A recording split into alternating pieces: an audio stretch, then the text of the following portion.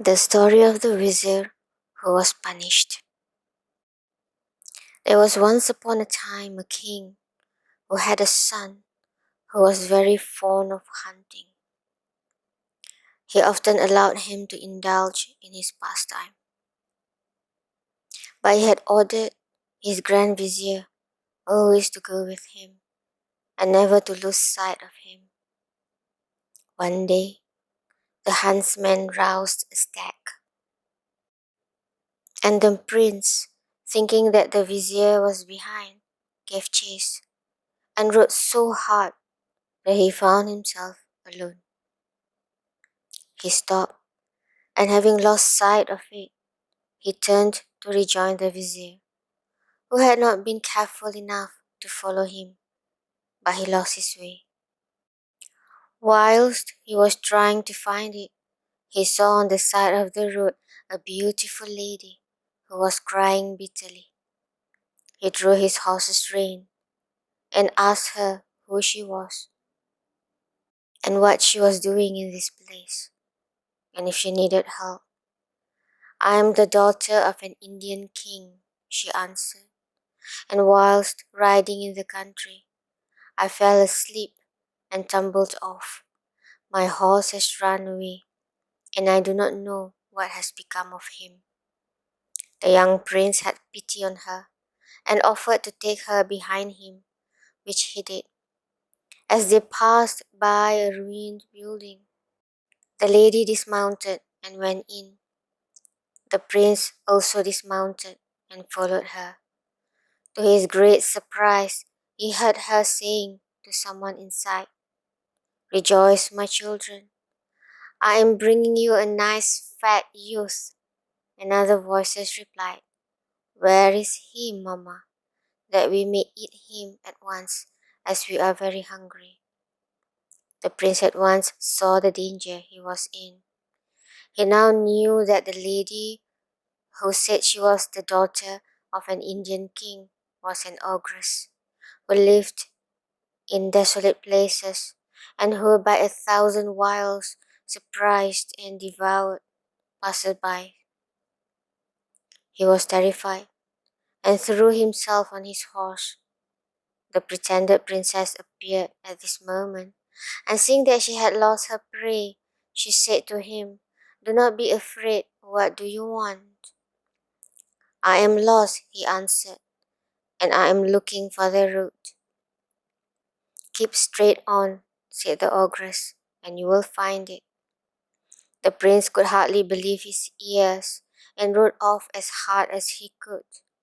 He found his way, and arrived safe and sound at his father's house, where he told him of the danger he had run because of the Grand Vizier's carelessness. The king was very angry and had him strangled immediately. "Sire," went on the vizier to the Greek king, to return to the physician Duban, "if you do not take care, you will repent of having trusted him. Who knows what this remedy with which he has cured you may not in him have a bad effect on you." The Greek king was naturally very weak, and did not perceive the wicked intention of his vizier, nor was he firm enough to keep to his first resolution. "Well, vizier," he said, "you are right. Perhaps he did come to take my life. He might do it by the mere smell of one of his drugs. I must see what can be done." "The best means, sire, to put your life in security is to send for him at once, and to cut off his head directly he comes," said the vizier. "I really think," replied the king, "that will be the best way."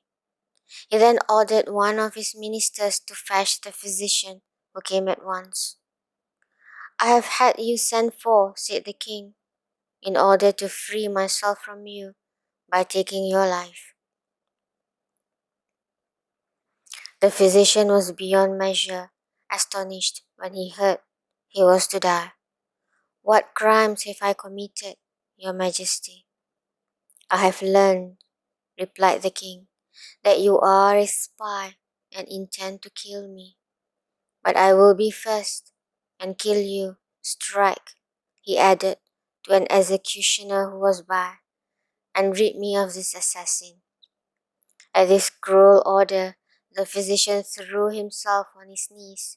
Spare my life, he cried, and yours will be spared. The fisherman stopped here to say to the genie, you see what passed between the Greek king and the physician has just passed between us two.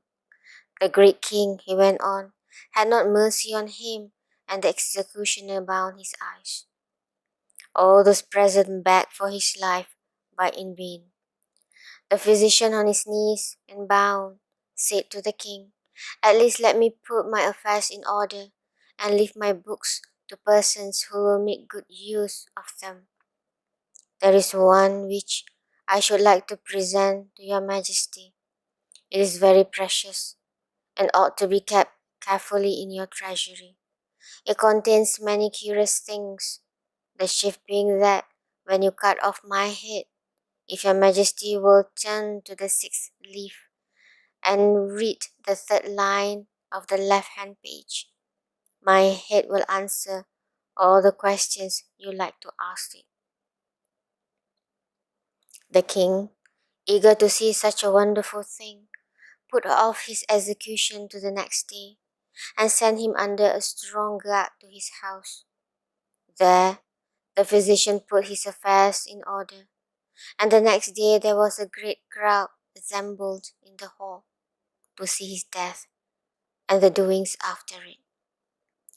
The physician went up to the foot of the throne with a large book in his hand. He carried a basin on which he spread the covering of the book, and presenting it to the king, said, Sire, take this book. And when my head is cut off, let it be placed in the basin on the covering of this book. As soon as it is there, the blood will cease to flow. Then open the book, and my head will answer your questions. But sire, I implore your mercy, for I am innocent. Your prayers are useless, and if it were only to hear your head speak, when you are dead, you should die. So saying, he took the book from the physician's hands and ordered the executioner to do his duty. The head was so cleverly cut off that it fell into the basin, and directly the blood ceased to flow. Then, to the great astonishment of the king, eyes opened, and the head said, Your Majesty, open the book. The king did so, and finding that the first leaf stuck against the second, he put his finger in his mouth to turn it more easily. He did the same thing until he reached the sixth page, and not seeing any writing on it. Physician, he said, there is no writing. Turn over a few more pages, answered the head. The king went on turning, still putting his finger in his mouth, until the poison in which each page was dipped took effect. His sight failed him, and he fell at the foot of his throne. When the physician's head saw that the poison had taken effect, and that the king had only a few more minutes to live, Tyrant, he cried, see how cruelty and injustice are punished. Scarcely had it uttered these words that the king died, and the head lost all the little life that had remained in it. That is the end of the story of the Greek king. And now let us return to the fisherman and the genie. If the Greek king, said the fisherman, had spared the physician, he would not have thus died. The same thing applies to you. Now I am going to throw you into the sea. My friend, said the genie, do not do such a cruel thing. Do not treat me as I am treated.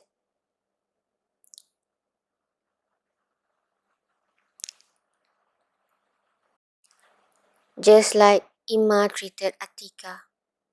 What did Imma do to Atika? Said the fisherman.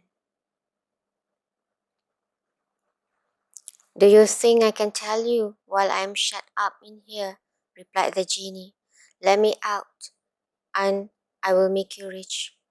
The hope of being no longer poor made the fisherman give way. If you will give me a promise to do this, I will open the lid. I do not think you will dare to break your word. The genie promised, and the fisherman lifted the lid.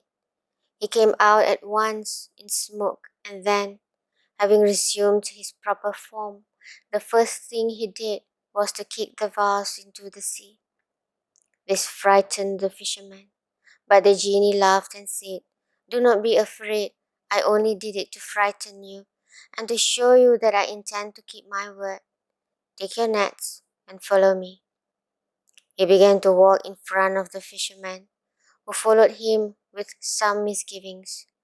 They passed in front of the town, and went up a mountain, and then down into a great plain, where there was a large lake lying between four hills. When they reached the lake, the genie said to the fisherman, Throw your nets and catch fish. The fisherman did as he was told, hoping for a great catch. As he saw plenty of fish, what was his astonishment at seeing that they were four quite different kinds, some white, some red, some blue, and some yellow. He caught four, one of each color, as he had never seen any like them. He admired them very much.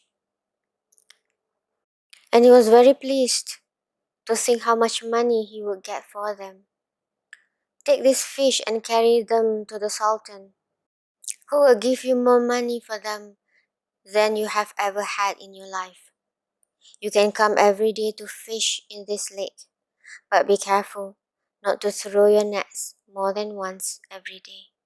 Otherwise, some harm will happen to you. If you follow my advice carefully, you will find it good. Saying these words, he struck his foot against the ground, which opened, and when he had disappeared, it closed immediately. The fisherman resolved to obey the genius exactly. So he did not cast his nets a second time, but walked into the town to sell his fish at the palace. When the Sultan saw the fish, he was much astonished. He looked at them one after the other, and when he had admired them long enough, Take this fish, he said to the first vizier, and given them to the clever cook, the emperor of the Greeks, send me. I think they must be as good as they are beautiful. The vizier took them himself to the cook, saying, Here are four fish that have been brought to the Sultan. He wants you to cook them. Then he went back to the Sultan, who told him to give the fisherman 400 gold pieces. The fisherman, who had never before possessed such a large sum of money at once, could hardly believe in his good fortune. He at once relieved the needs of his family and made good use of it. But now we must return to the kitchen, which we shall find it in great confusion. The cook, when she had cleaned the fish, put them in a pan with some oil to fry them. When she thought them cooked enough on one side, she turned them on to the other. But scarcely had she done so when the walls of the kitchen opened, and there came out a young and beautiful damsel. She was dressed in an Egyptian dress of flowered satin, and she wore earrings and a necklace of white pearls, and bracelets of gold set off with rubies, and she held a wand of myrtle in her hand. She went up to the pan, to the great astonishment of the cook, who stood motionless at the sight of her. She struck one of the fish with her rod. Fish, fish, said she, are you doing your duty? The fish answered nothing, and then she repeated her question, whereupon they all raised their heads together and answered very distinctly, Yes, yes, if you reckon, we reckon. If you pay your debts, we pay ours. If you fly, we conquer. and we are content." When they had spoken, the girl upset the pan and entered the opening in the wall, which had once closed and appeared the same as before. When the cook had recovered from her fright, she lifted up the fish, which had fallen into the ashes, but she found them as black as cinders and not fit to serve up to the Sultan. She began to cry. "Alas, what shall I say to the Sultan? He will be so angry with me, and I know he will not believe me." Whilst she was crying, the Grand Vizier came in and asked if the fish were ready. She told him all that had happened, and he was much surprised. He sent at once for the fisherman, and when he came to him, "Fisherman, bring me 4 more fish like you have brought me already, for an accident has happened to them, so that they cannot be served up to the Sultan." The fisherman did not say what the genie had told him. He excused himself from bringing them that day on account of the length of the way, and he promised to bring them next day. In the night, he went to the lake, cast his nets, and on drawing them in, found 4 fish, which were like the others, each of a different color. He went back at once and carried them to the Grand Vizier, as he had promised. He then took them to the kitchen and shut himself up with the cook, who began to cook them as she had done the 4 others on the previous day. When she was about to turn them on the other side, the wall opened. The damsel appeared, addressed the same words to the fish, received the same answer, and then overturned the pan and disappeared. The Grand Vizier was filled with astonishment. "I shall tell the Sultan all that has happened," said he, and he did so. The Sultan was very much astounded and wished to see this marvel for himself. So he sent for the fisherman and asked him to procure 4 more fish. The fisherman asked for 3 days, which were granted, and he then cast his nets in the lake and again caught 4 different colored fish. The Sultan was delighted to see he had got them and gave him again 400 gold pieces. As soon as the Sultan had the fish, he had them carried to his room with all that was needed to cook them.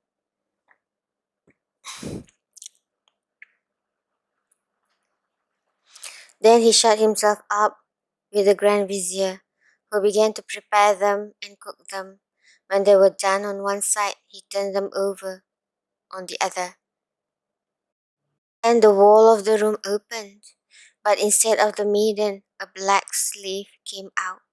He was enormously tall and carried a large green stick with which he touched the fish, saying in a terrible voice, "Fish, fish, are you doing your duty?" To these words, the fish, lifting up their heads, replied, "Yes, yes. If you reckon, we reckon. If you pay your debts, we pay ours. If you fly, we conquer and are content." The black slave overturned the pan in the middle of the room, and the fish were turned to cinders. Then he stepped proudly back into the wall, which closed round him. "After having seen this," said the Sultan, "I cannot rest. These fish signify some mystery I must clear up." He sent for the fisherman. "Fisherman," he said, "the fish you have brought us have caused me some anxiety. Where did you get them from?" "Sire," he answered, "I got them from a lake which lies in the middle of 4 hills beyond yonder mountains." "Do you know this lake?" asked the Sultan of the Grand Vizier. "No, though I have hunted many times round the mountain. I've never heard of it," said the Vizier. As the fisherman said, it was only 3 hours' journey away. The Sultan ordered his whole court to mount and ride, and the fisherman led them. They climbed the mountain and then, on the other side, saw the lake as the fisherman had described. The water was so clear that they could see the 4 kinds of fish swimming in it. They looked at them for some time, and then the Sultan ordered to make a camp by the edge of the water. When night came, The Sultan called his vizier and said to him, I've resolved to clear up this mystery. I'm going out alone, and do you stay here in my tent? And when my ministers come tomorrow, say I am not well and cannot see them. Do this each day till I return. The Grand Vizier tried to persuade the Sultan not to go, but in vain. The Sultan took off his state robe and put on his sword, and when he saw all was quiet in the camp, he set forth alone. He climbed one of the hills and then crossed the great plain, till just as the sun rose, he beheld far in front of him a large building. When he came near to it, he saw it was a splendid palace of beautiful black polished marble, covered with steel as smooth as a mirror. He went to the gate, which stood half open, and went in, as nobody came when he knocked. He passed through a magnificent courtyard and still saw no one, though he called aloud several times. He entered large halls where the carpets were of silk, the lounges and sofas covered with tapestry from Mecca, and the hangings of the beautiful Indian stuffs of gold and silver. Then he found himself in a splendid room, with a fountain supported by golden lions, the water out of the lion's mouth turned into diamonds and pearls, and the leaping water almost touched a most beautifully painted dome. The palace was surrounded by three sides by a magnificent garden, little lakes and woods. Birds sang in the trees, which were netted over to keep them always there. Still the Sultan saw no one, until he heard a plaintive cry and a voice which said, Oh, that I could die, for I am too unhappy to wish to live any longer.